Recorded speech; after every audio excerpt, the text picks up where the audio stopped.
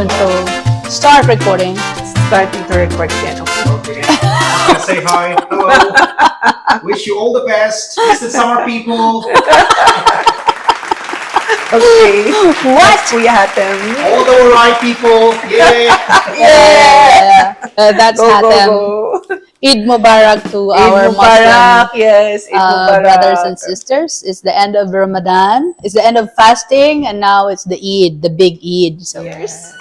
Nandito po tayo ngayon sa ating bagong programa, Yes. Weekend with Stella and Marian. Ang gagawin namin ngayon ay magchichikahan lang tayo sa weekend na to. Chillax lang, di ba? Chillax at saka kung anong mga nangyari ng Yes. buong linggo ay magkakaroon tayo siguro ng konting summary. And before that, Marian, I would like to introduce first kung sino-sino tayo, di ba? Mga host. Of course, sige, So go. ako si BM Stella. And I am Marian, syempre. Yes! Okay, para sa hindi pa nakakaalam, magkapatid po kami. Pero hindi Yes. na namin sasabihin kung sino yung mas matanda. Wag na.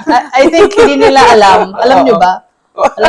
Hindi nila alam. Ang pag-uusapan ngayon natin ay yung krisis na nararamdaman ng buong mundo. I'm sure alam na ninyo yung Middle East crisis, yung giyera between US and Israel at ng Iran. Damang-dama na natin ngayon yung pagtaas, lalo na at sobrang parang biglaan naman na jump ng mga presyo. So, Magkano na ba ngayon ang fuel price? well, yung iba nakikita ko mga 90 plus na, yung iba may 100 plus na per plus na. liter.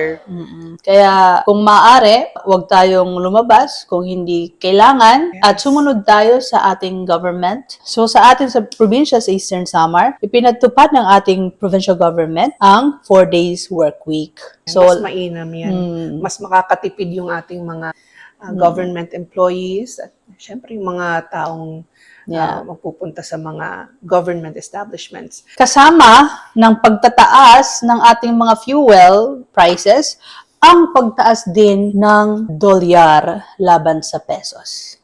Ngayon, nasa 60.15 pesos na. 60. $1 is equal to 60.15. So, Yan ang mga epekto ng gera na nangyayari sa Oo. Middle East ngayon. Punta naman tayo sa mga usaping... yes, Marian. Masyado tayo seryoso. Usapin na... Seryoso. Kasi syempre, basis talaga, meron tayong tinatawag na Biofuels Act na pinupush ngayon ni Congressman Marcelina Libanan sa Congress para matulungan yung ating mga coconut farmers. Yeah. I think isa si Congressman Nonoy Libanon sa mga authors ng Biofuels Act of 2006, no? Layunin nito, Marian, yung tulungan ng ating mga coconut farmers, ang ating sugarcane planters. Pinagdebatehan sa Kongreso kung isususpend nila yung pag-implement ng Biofuels Act. Si Kong Nonoy Libanon, ayaw niya na masuspend ito kasi lalong maghihirap ang ating coconut and sugarcane farmers. Biruin mo, yung top 20 poorest provinces, maapektuhan nito. Oo, punta naman tayo sa dakong atin dito sa Eastern Samar, no? Ano yung isa sa mga pinupush ni Congressman Sheen Gonzales At ni MCL. at syempre ni Congressman Marcelino Libanan ang tinatawag na pagkakaroon ng Second Engineering District for Eastern Samar. Isinusulong po ito ng ating mga kongresista. Talaga namang mahirap mag-manage, no, ng isang napakalaking distrito.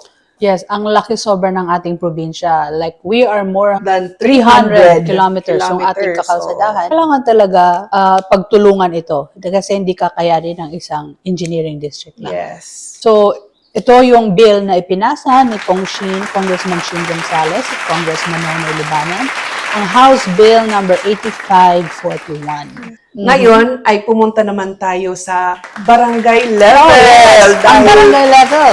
Yes. Ating legal president ngayon ay meron din namang mga ordinance na isinulong sa probinsya. So, anong Ayan, gusto mong thank you, talakayin Marian. muna? Dito ay masaya ako na sa platform na to ay may share ko kung ano yung makabagong ordinansa na ipapasa natin sa sangguniang panlalawigan ng Eastern Samar. Ito ay ang tinatawag na Eastern Samar Anti-Rabies and Stray Dog Control Ordinance Ay, of napaka-importante 2026.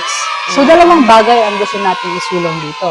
Ang anti-rabies vaccination ng ating mga pet dogs or mga pets, and then ang ating stray dog control sa ating kakalsadahan. So both health, we are addressing health and yung safety ng ating komunidad. Yes, importante talaga yan. At saka kung may mga bisita tayo na mga turista, sabihin natin, Yes. mapapansin nilang malinis yung kakalsadahan natin. Sa ilalim ng ordinansa na to, magkakaroon ng mahalagang role ang ating mga barangay. Mayroong responsibilidad ang ating mga barangay na magtayo ng dog impounding areas. Ano pa ba yung iba pang mga provision?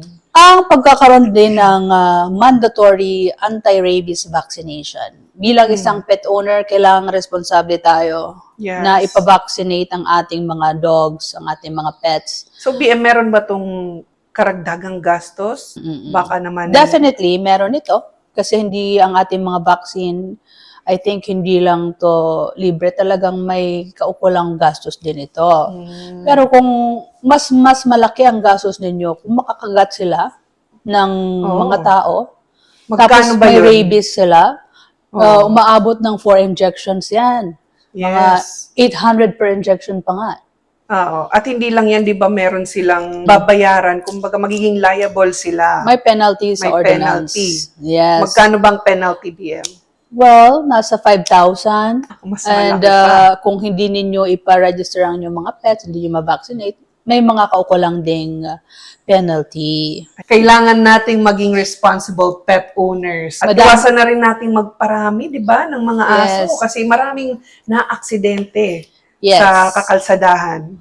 Oo, ang mag-start nito sa barangay level. Magkakaroon ng pet registration sa barangay level pa lang para matuntun natin kung sino yung mga owners na hindi sumusunod sa batas. Matutuntun din natin kung sino or kaninong mga pets, kaninong mga aso, yung mga nakakagat. Kaya yung mga gagawin nating liable itong mga owners na to, na pabaya sa kanilang nasasakupan.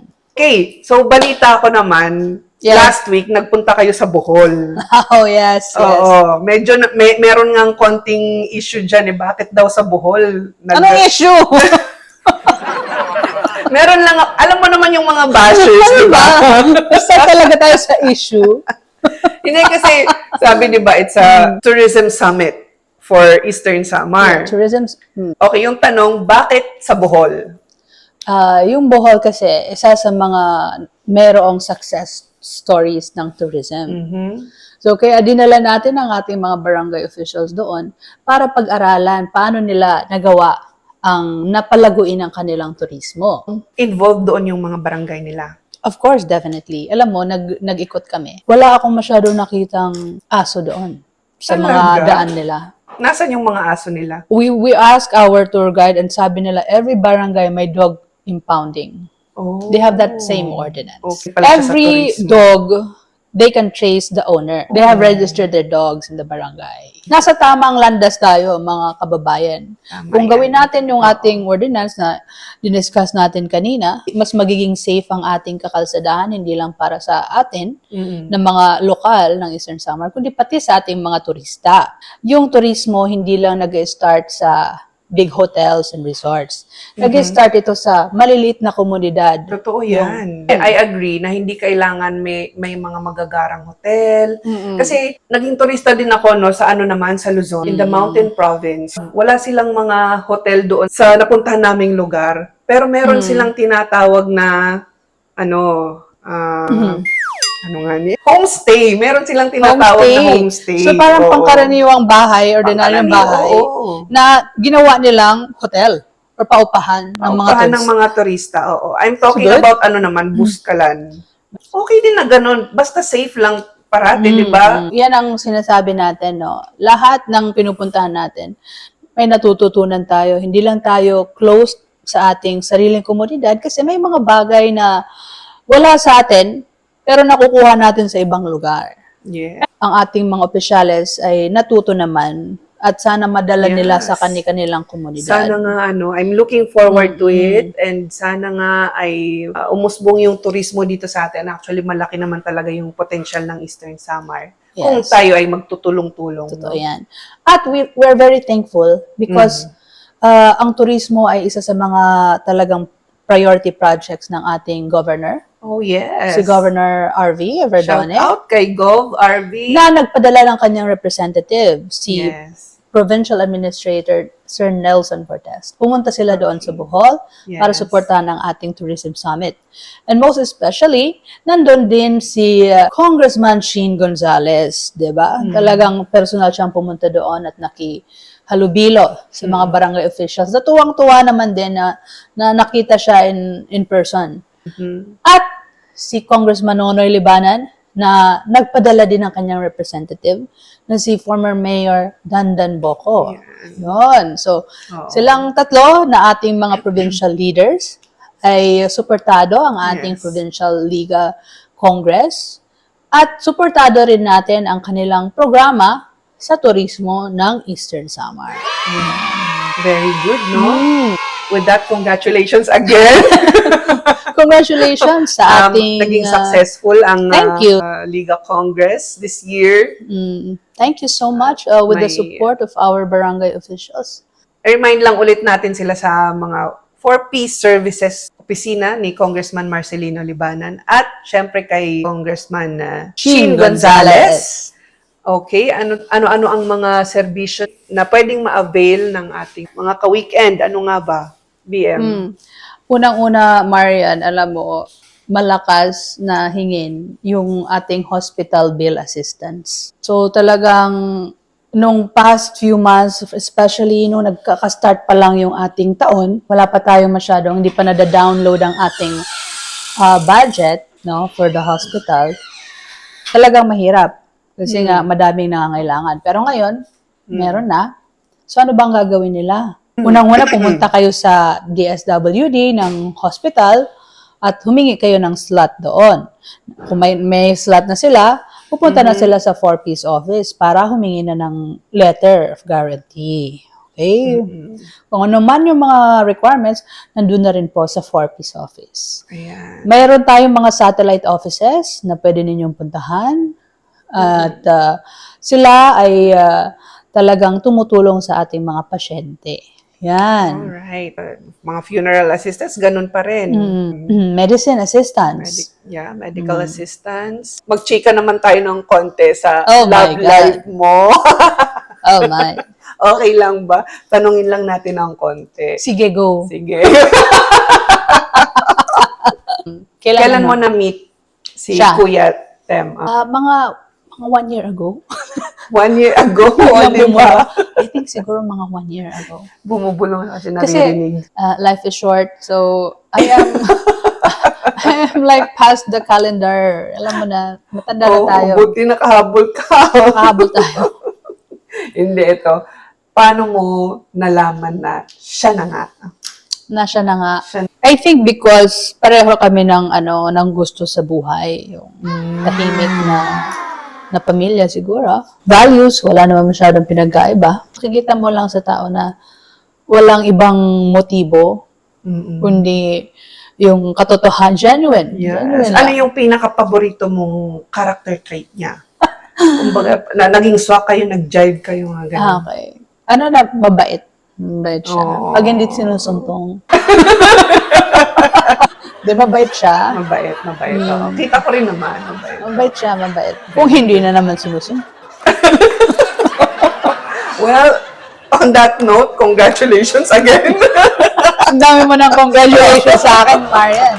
Okay mga ka-weekend, ito pong gagawin natin ngayon. Every weekend, mag-tune in kayo sa channel namin para sa mga latest updates at saka yung mga chika-chikahan lang dyan kung ano man. Sana ay madami kayong napulot sa ating talakayan. Yes. No? And Thank you pagtampok for sa being amin. with us and we hope to see you next weekend. Bye! Bye for now.